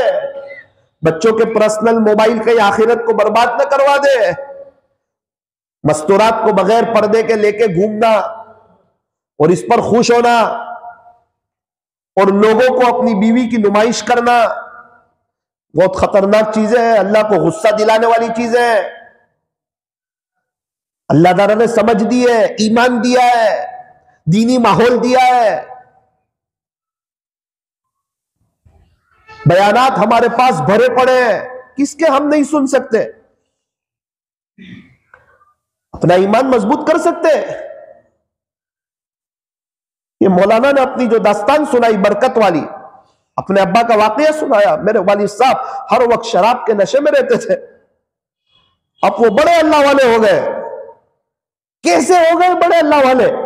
कहने लगे बस पता नहीं क्या हो गया, कारी हनीफ साहब मुल्तानी रहमतुल्लाह अलैह के बयानात उनके हाथ लग गए, और मेरा अब्बू लगातार उनके बयान सुनने लगे। एक दिन आया उनकी शराब छूट गई, एक वक्त आया उनका लिबास चेंज हो गया, एक वक्त आया उनके चेहरे पर दाढ़ी हो गई, एक वक्त आया अब वो बड़े अल्लाह वाले हो गए।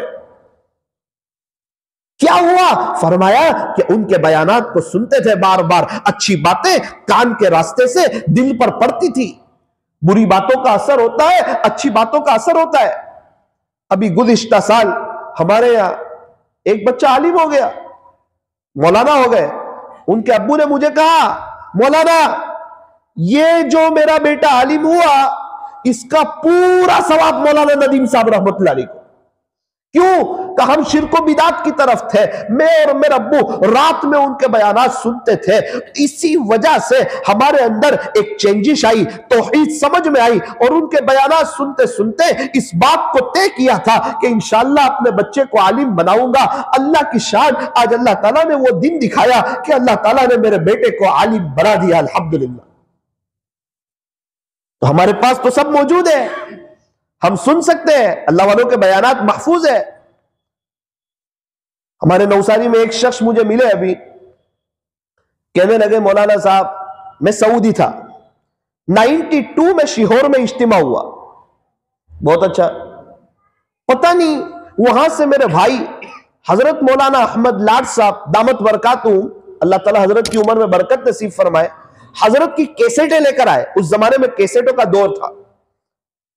अब 5 साल के बाद मैं आया, तो 97 में मैं आया, 5 साल के बाद।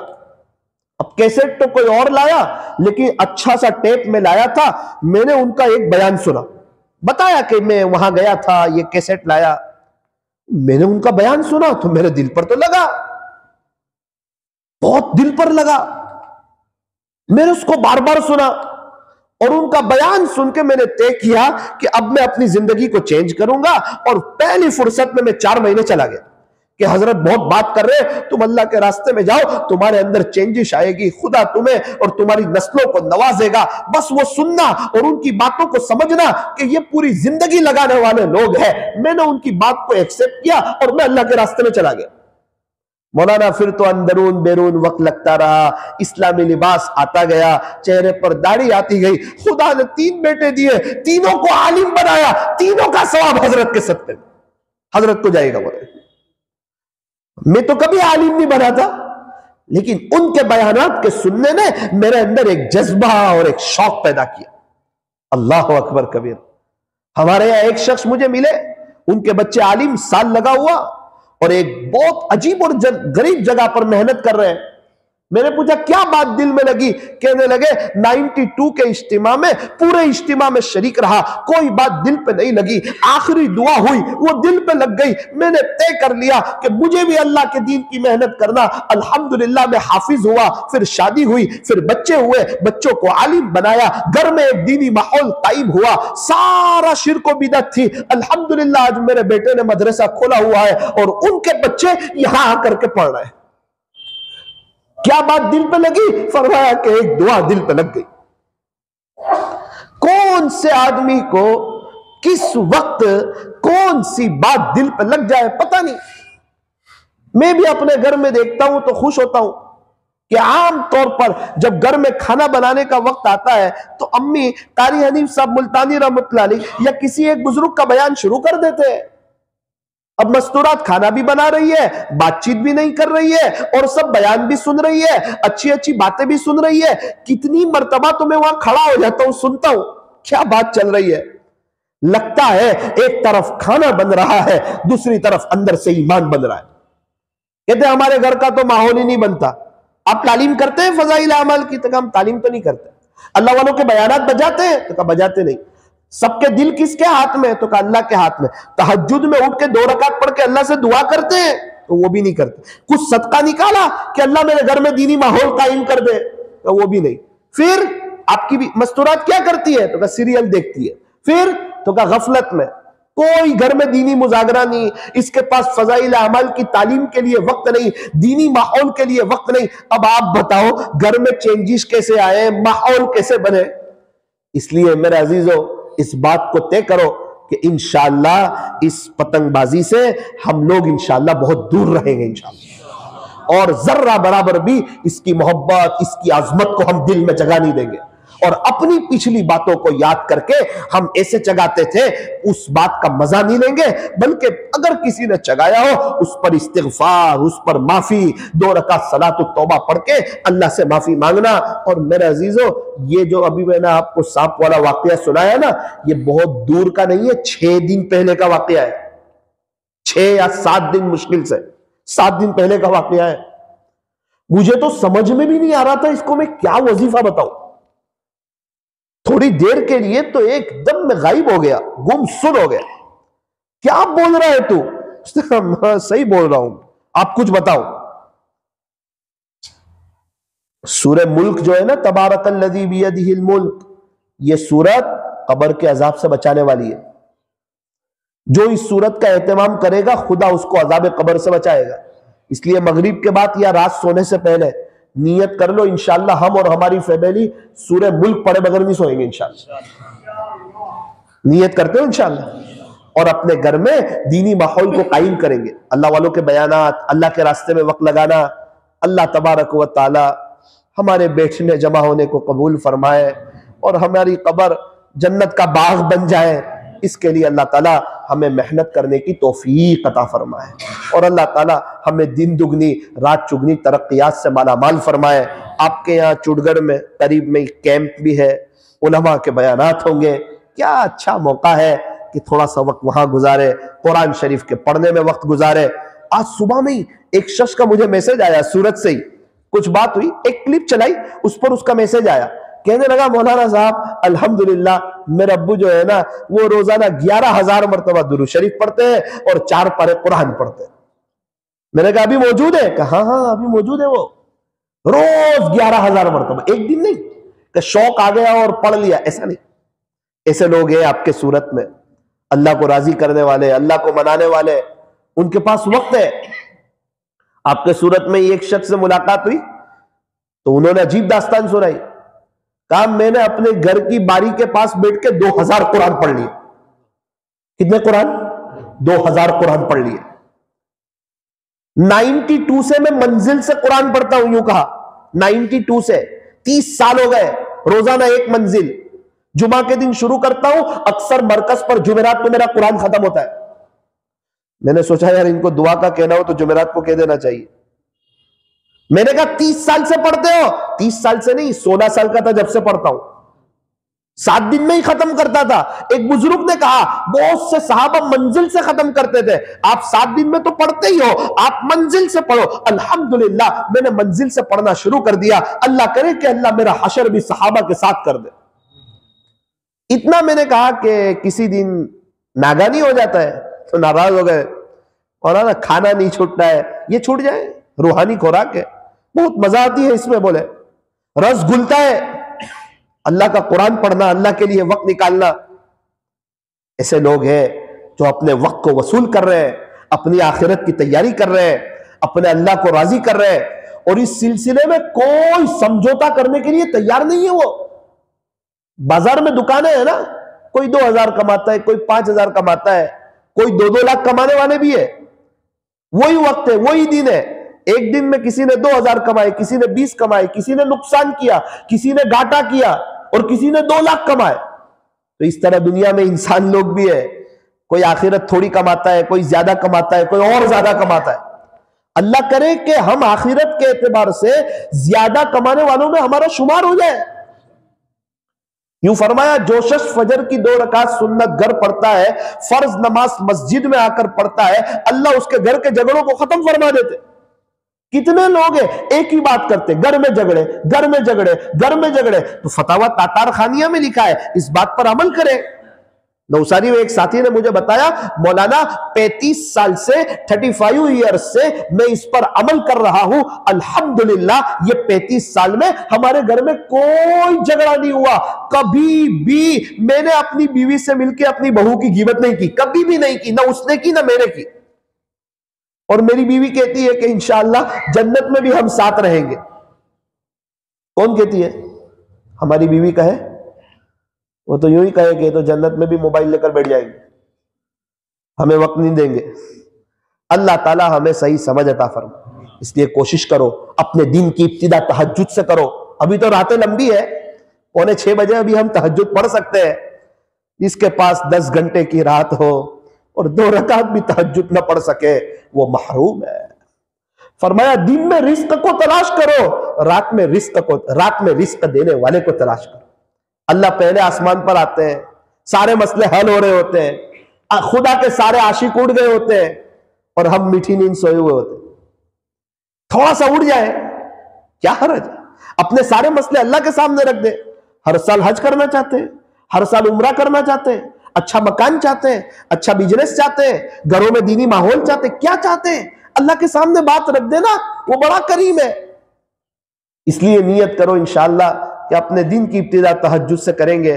तहज्जुद की नमाज में सेहत है, और तहज्जुद की नमाज की बरकत से अल्लाह गुनाहों से बचा लेता है। अल्लाह के आशिकों का शेवा है, खुदा के आशिकों को तहज्जुद की नमाज में उठाया जाता है। हमें चाहिए हम भी इस वक्त उठे, फिर उसके बाद फजर की 2 रकात सुन्नत घर पढ़े, और वो तस्बीह पढ़ते पढ़ते मस्जिद चले जाए।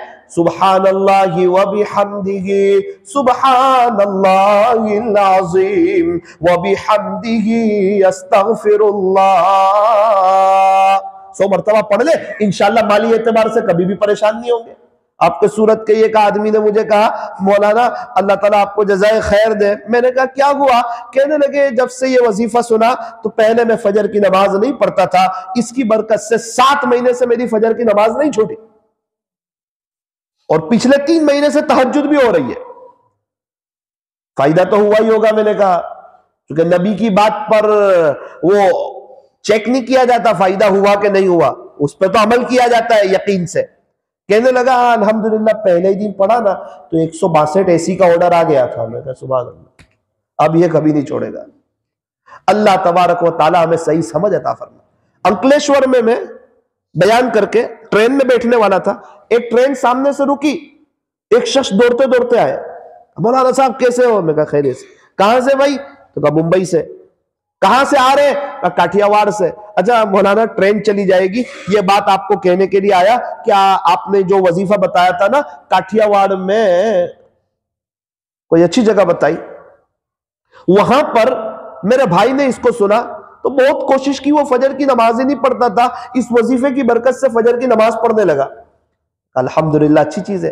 हम लोग भी नियत करें, इंशाअल्लाह फजर की नमाज का एहतमाम करेंगे और इस वजीफे का भी एहतमाम करेंगे, और ये खुराफात से और ये गिरोह वाले त्यौहार से इंशाअल्लाह हम लोग बहुत दूर रहेंगे। एक छोटी सी बात कहकर मैं अपनी बात को खत्म करता हूं। एक नेक आदमी, अच्छे आदमी, नमाजी आदमी, मुआशरे के बाअसर आदमी, दीनदार समझे जाने वाले आदमी, उनका इंतकाल हुआ। किसी ने ख्वाब में देखा, कहा कि हजरत क्या गुजरी आपके साथ? तो कहा भाई अल्हम्दुलिल्लाह और सारी चीजों में तो अच्छा मामला रहा, लेकिन एक चीज की वजह से अल्लाह ताला मुझसे सख्त तरीन नाराज हो गए, और उसी चीज की वजह से अभी कब्र में मुझे अजाब हो रहा है और मैं बहुत तकलीफ में हूं। अल्लाह की पकड़ बहुत खतरनाक है। कौन सी चीज नापसंद आ जाए कुछ कह नहीं सकते, और कौन सी चीज पसंद आ जाए वो भी कुछ कह नहीं सकते। कौन सी जगह का किया हुआ सजदा पसंद आ जाए वो भी कुछ कह नहीं सकते। कौन सी तस्बीह, कौन सा जिक्र पसंद आ जाए वो भी कुछ कह नहीं सकते। लेकिन शर्त यह कि वो अल्लाह के लिए हो, वो इखलास के साथ हो, वो प्योर हो। हमें दूध प्योर चाहिए, हमें शहद प्योर चाहिए, हमें घी प्योर चाहिए, अल्लाह ताला को अमाल प्योर चाहिए। मैंने आपको सुनाया था कि बायजीद बुस्तामी रहमतुल्लाहि अलैह ने सूरह ताहा पढ़ी, ख्वाब में देखा कि सोने के पानी से सूरह ताहा लिखी हुई है, समझ गए कि अल्हम्दुलिल्लाह मेरी सूरह ताहा पढ़ना कबूल हो गई। ख्वाब में ही सफ़े पलटे, बीच का कुछ हिस्सा गायब था, अफसोस हुआ कि मैंने पूरी पढ़ी थी, बीच का कुछ हिस्सा कैसे गायब हो गया?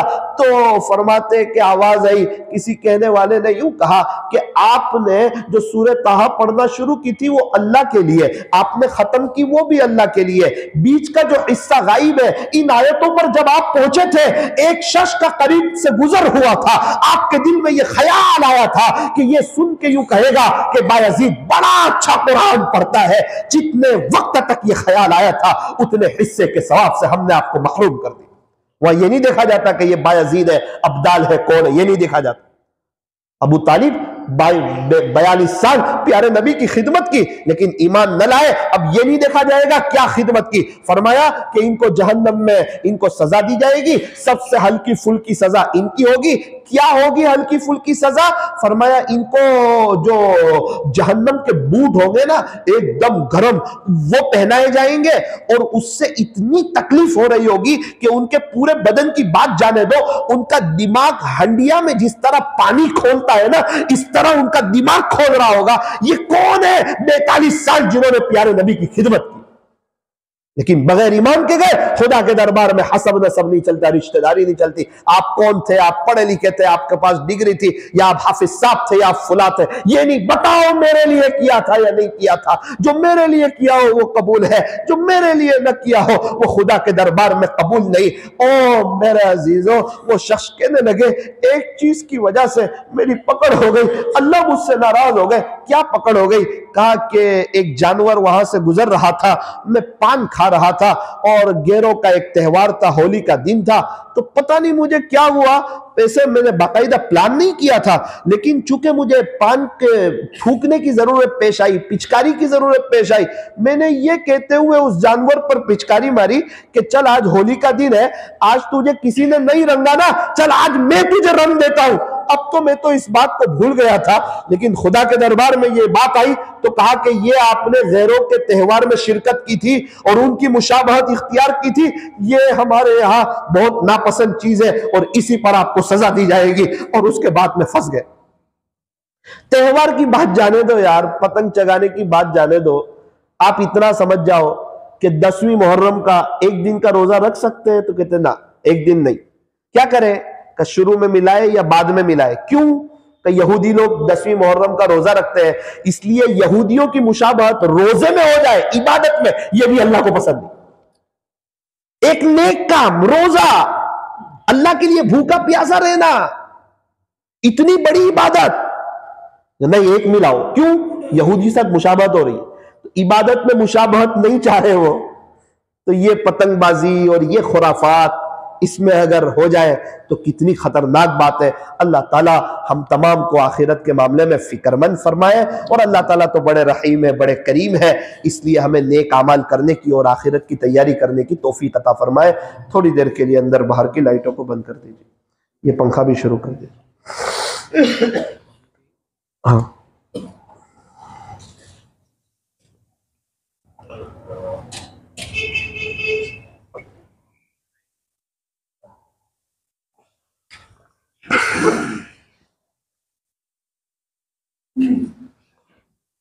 पंखा शुरू करवा दो।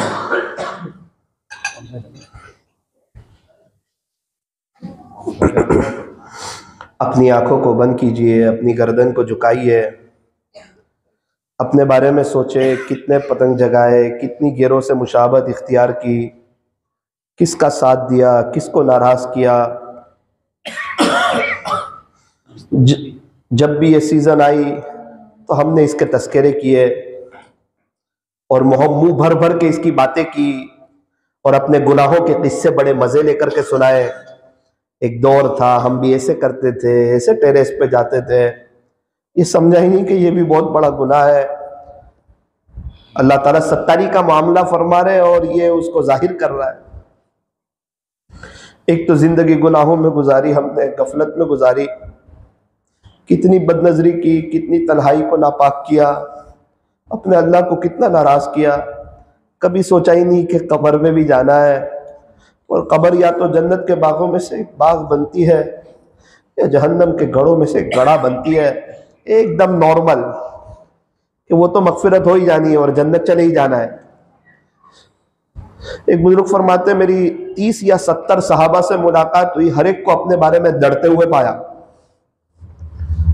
हम लोग दरमियान में हजरत मुफ्ती अहमद खानपुरी साहब दामत बरकातुहुम की हजरत की मजलिस थी, उसमें गए। हम समझे बयान होगा, पता नहीं हजरत आकर बैठे और हजरत ने फरमाया कि भाई आज तो मुझे बयान नहीं करना है, बस आप लोगों से एक दरख्वास्त करने के लिए बैठा हूँ, मेरे लिए दुआ करना कि अल्लाह मेरा अच्छा खात्मा फरमावे। मजमे वाले तड़पने लगे। ये के हजरत खड़े हो गए और चल दिए। ये वो लोग जिनकी 55 साल से तहज्जुद नहीं जारी, उन्हें अपने अच्छे खात्मे की फिक्र है और हम हाय दुनिया दुनिया करके यूं समझते हैं कि हम तो कलमा पढ़ के ही चले जाएंगे। ये नहीं सोचता एग्जाम में जैसा लिखते हैं वैसा रिजल्ट आता है। ये कायदा है, फजल और चीज है, कायदा और चीज है। जिंदगी कायदे के मुताबिक गुजारी जाएगी, उम्मीद अल्लाह के फजल की रखी जाए। ये नहीं गुनाह करते रहो, अल्लाह बड़े करीम है। बच्चा सताता भी रहे अब्बू को और कहे नहीं मेरे अब्बा तो माफ कर देंगे। ओ भाई, कभी इंसान कोई गुनाह करने का आदी हो जाता है ना, अल्लाह ताला किसी गुनाह पर नाराज होते तौबा की तौफीक छीन लेते। उसको लगता है मैं तौबा कर लूंगा, कर भी लेता है।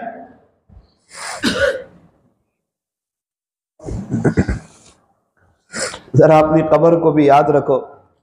मस्तूरात को भी चाहिए अपने बच्चों को बचाएं, खुद भी बचें, खुद भी नेक बने, दीनदार बने। आपके बच्चे हाफिज आलिम बन सकते हैं, अल्लाह वाले बन सकते हैं। उनका ईमान मजबूत करना है।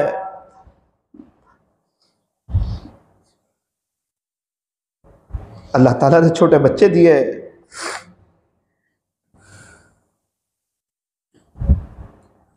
ला इलाहा इल्लल्लाह, ला इलाहा इल्लल्लाह, ला इलाहा इल्लल्लाह, ला इलाहा इल्लल्लाह। पढ़ते रहे, मोहब्बत से पढ़े। ये कब्र में रोशनी करने वाली चीज है, ये अल्लाह को राजी करने वाले जुमले हैं। हजरत शेख ने लिखा है दिल की सफाई में सबसे इक्सीर अमल ही है। सातों जमीन और आसमान को एक पलड़े में रख दिया जाए, इसको एक पलड़े में रख दिया जाए, कलमे वाला पलड़ा जुट जाएगा। इसको पढ़ने से 70 साल का मंदिर का पुजारी ईमान में आ जाता है और इसको इनकार करने वाला हमेशा हमेशा का जहन्नमी हो जाता है।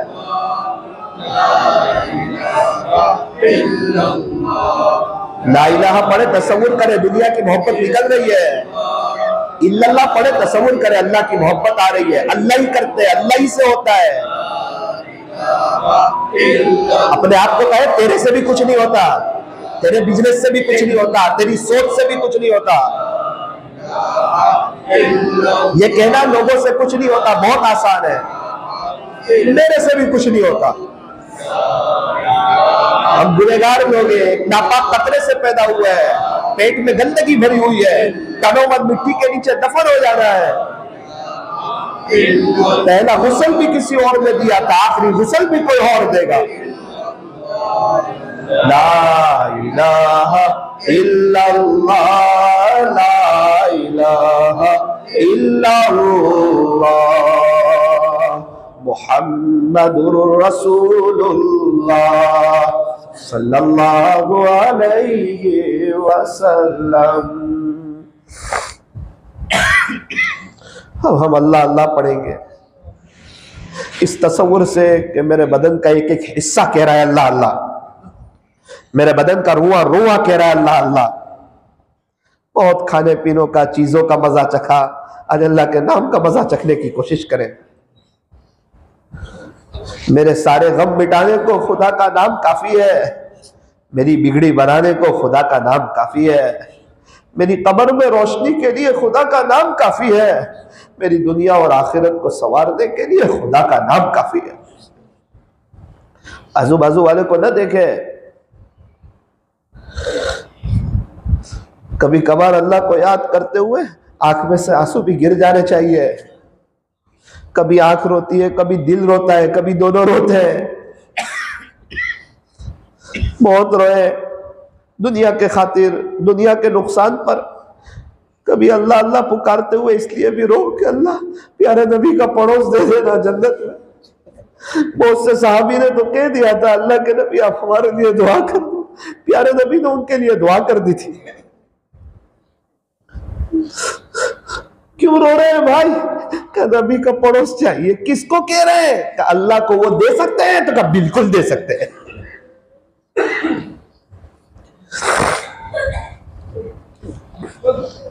अल्लाह अल्लाह अल्लाह अल्लाह अल्लाह अल्लाह अल्लाह अल्लाह अल्लाह। अल्लाह देख रहे हैं, पूरा बदन कह रहा है अल्लाह अल्लाह। शर्माओ नहीं, लोगों से न शर्माओ, ये कोई हमारी कब्र में आने वाला नहीं।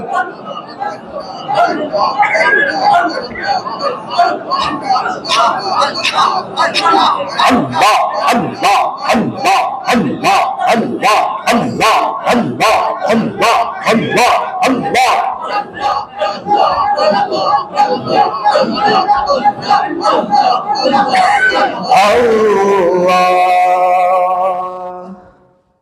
थोड़ी देर के लिए आंख बंद करके दिल से अल्लाह को याद कीजिए, इसको मुराकबा कहते हैं। दिल कह रहा है अल्लाह अल्लाह। अगर अपने कोई गुनाह याद आ जाए, ऐसा लगे कि हमने भी बहुत बदनजरी की है, तन्हाई को बहुत नापाक किया है, कहीं ऐसा ना हो कि हमारी कब्र से सांप निकला है। आज मौका है, रो लो। रोना ना है, रोने की शक्ल बना लो, कहो अल्लाह से अल्लाह मेरा दिल सख्त हो गया, अल्लाह को जरा ताकतवर समझो।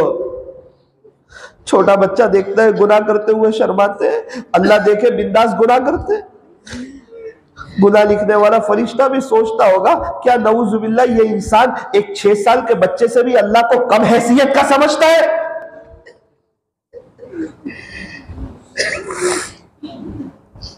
जिंदगी गुनाहों में गुजर गई, जो नेक अमल किए वो भी पता नहीं अल्लाह के लिए किए, क्या नियत थी।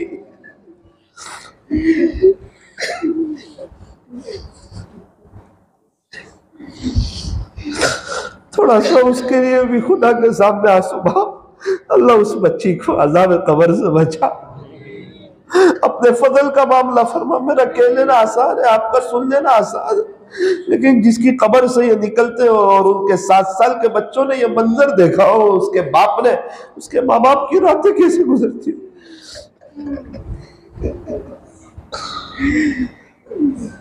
अल्लाह का शुक्र मानो, इतनी रात अल्लाह ने बिठाया है अपने घर में। अल्लाह ने हमें कबूल किया, अल्लाह ने बिठाया।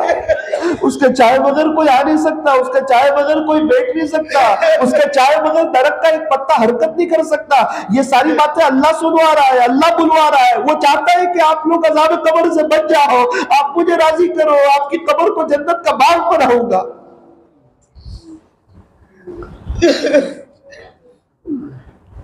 ला इलाहा इल्लल्लाह मुहम्मदुर रसूलुल्लाह सल्लल्लाहु अलैहि वसल्लम। हाथ उठाइए, दुआ कर लीजिए।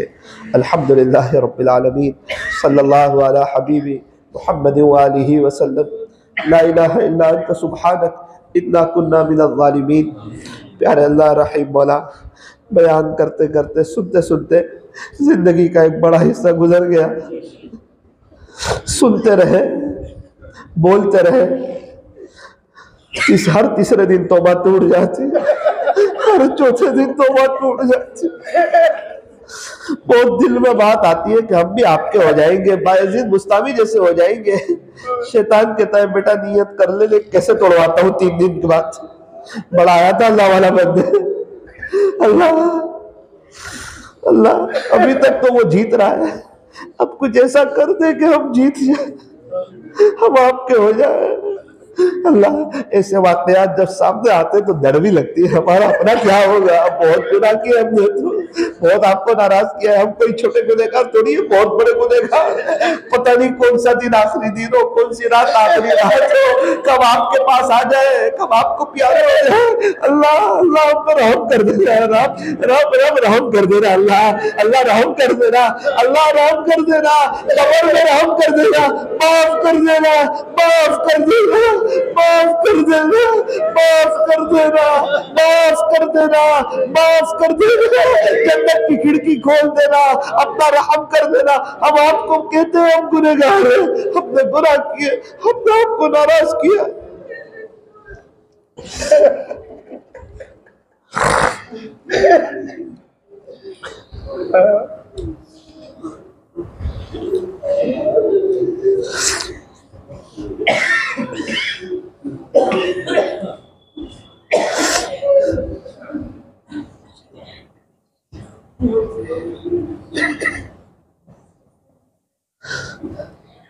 एक शख्स बहुत दुआ कर रहे थे कि अल्लाह जन्नतुल बकी की मौत अता फरमा। किसी ने पूछा क्यों इतनी सब दुआ कर रहे हो? का मदीना मुनव्वरा गया था, जन्नतुल बकी में गया, कब्र खोदने वाले से मिला। उसने कहा जब भी कब्र में उतरता हूँ अंदर से अजीब खुशबू आती है, ठंडक आती है। अल्लाह जी हमें भी वहां की मौत अता फरमा, वहां की मौत अता फरमा। छोटा मुंह बड़ी बात है, लेकिन आपके लिए क्या मुश्किल है। हमारे गुनाह आपकी रहमत के मुकाबले में कुछ नहीं है। आप रहीम है अल्लाह। नौजवान लोग आए हुए अल्लाह अल्लाह बड़ी मेहनत की है इस मजलिस के लिए। नौजवानों ने दूर दूर तक जाके पर्चे लगाए हैं, इसी निस्बत पर कि दुनिया से ये खुराफात खत्म हो जाए। अल्लाह अल्लाह उनकी मेहनतों को कबूल फरमा, उनकी नस्लों में आपके औलिया पैदा फरमा, उन्हें बार बार मक्का मुकर्रमा मदीना मुनव्वरा की मकबूल हाजिरी नसीब फरमा, उनकी जवानी को कबूल फरमा, उनकी मेहनत को ज़ाया न फरमा। अल्लाह इस मजलिस के फैज़ को ता क़यामत खूब आम फरमा। हम तमाम को मरने से पहले पहले सच्ची तौबा की तौफीक अता फरमा, कुरान शरीफ की तिलावत करने की, दुरूद शरीफ पढ़ने की, आपके रास्ते में वक्त लगाने की, अपने बच्चों को हाफिज आलिम बनाने की, उलमा की कदर करने की, अल्लाह वालों की सोहबत में रहने की तौफीक अता फरमा।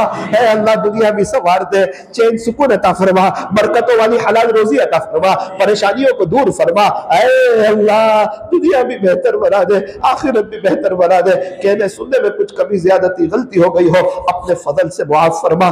सल्लल्लाहु ताला अला खैरि खल्क़ि मुहम्मद व आलिहि व अस्हाबिहि अजमईन बिरहमतिका या अरहमर राहिमीन।